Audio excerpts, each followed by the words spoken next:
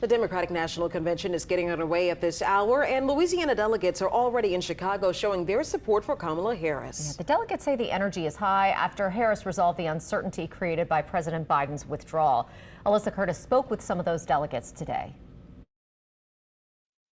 The stage is set, and some Louisiana Democrats are getting a front row seat. It's been a great, unprecedented amount of enthusiasm, in my opinion, and excitement surrounding her candidacy. Over the next few days, the Democratic National Convention in Chicago will solidify the party's support for Vice President Kamala Harris.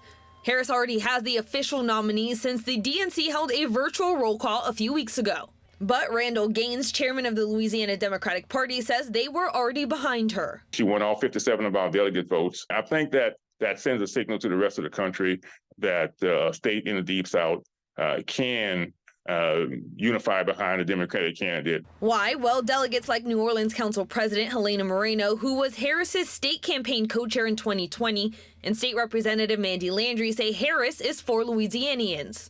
In times of need, when I had called on her, when New Orleans needed help, particularly after Hurricane Ida, she was right there, willing to take the meeting. We're talking a lot about economic issues like price gouging, which we're all feeling at the grocery store. And then I really like that she's talking about the price of medicine, because that is something that affects everyone. But they're excited to hear more. It's one of the things to talk about things that you have done, but what are you really looking forward to doing once you become president, particularly for the younger generation? Like that's what they're like really seeking. That message may be interrupted by protesters like we've seen at other Harris rallies. We're told groups are there and security is vast. Landry says, though, that's part of politics.